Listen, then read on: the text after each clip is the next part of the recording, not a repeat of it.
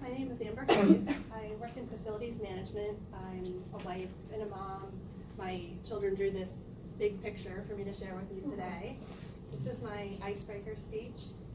And I joined Toastmasters about 4 months ago, wanting to find my voice. But first I had to ask myself the question, why and what do I want to say? So the answer to why for me was wanting to connect with others and find a sense of purpose. So I realized I have to listen to understand people, to develop a voice that has a purpose. Otherwise, I'm just talking to myself. I'm looking forward towards my upcoming speeches on my leadership style and communication style. As a step in that direction, I wanted to take a broader look at listening, where the purpose is to really understand and to learn and grow as a person. So I started with the Google search, and I got tips like, look the person in the eye, lean in, various ways to make yourself look like you're listening. I didn't really care for that advice. It was too superficial. I think that I didn't find anything that touched on actually processing the information in your brain. And I think that you have to really care about the other person and their perspectives. I think you have to want to understand the basis for a person's thinking, even when you don't agree with their opinions.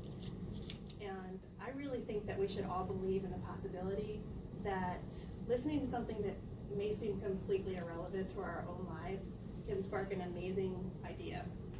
I saw a TED Talk by Emily Wapnick where she coined the term multi-potentialite as someone who has multiple creative interests and pursuits. And she said that the superpower of multi-potentialites is idea synthesis, saying that innovation happens at the intersection of diverse disciplines.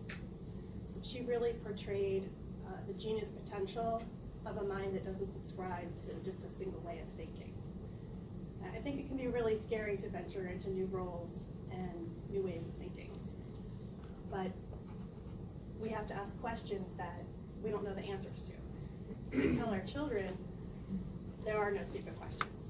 But what are our expectations for adults, professionals, good parents, responsible citizens?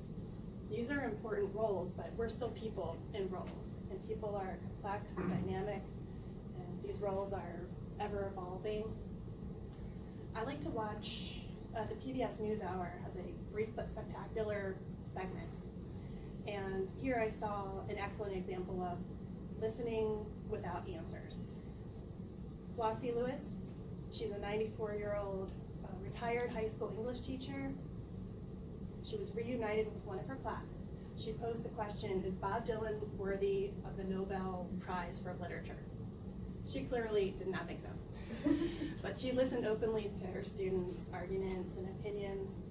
And then one of the students turned to her and said, this is what was so great about your class. It wasn't just your voice. You brought us all in.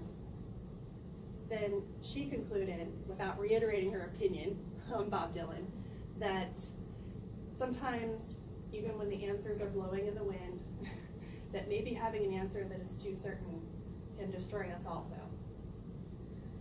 So listening with an agenda limits our own potential for getting the big picture. The big picture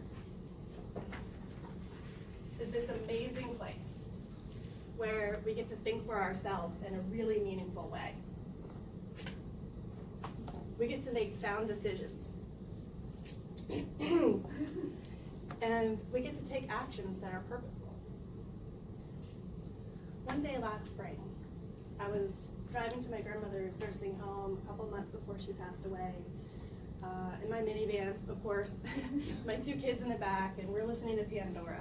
They like these songs that are really upbeat, they can kind of act out, like, hey, I just met you, this is crazy. So you can imagine my surprise when my 7-year-old yells from the back of the minivan, Mom, you have to hear this. as the somber Mumford & Son song comes on, and I'm reaching for the skip button. Those are her exact words. Mom, you have to hear this. So the song is called Below My Feet, and it's about questioning your relationship with God, your religion, in your final hours. And I heard the singer say, keep my eyes to serve and my hands to learn. And I felt like it sort of turned the church's approach to preaching upside down to say, learn by doing, so that you can understand people for who they are right now in the context of their lives, and then you'll know how to serve them and how to connect with them. I really feel like in this way that listening is more than a skill, and it's fundamental to healthy relationships and to progress. It's fundamental to communication and leadership. So I thank you all for listening today, and thank you for accepting me as a fellow Toastmaster. It's been a wonderful experience. Thank you very much.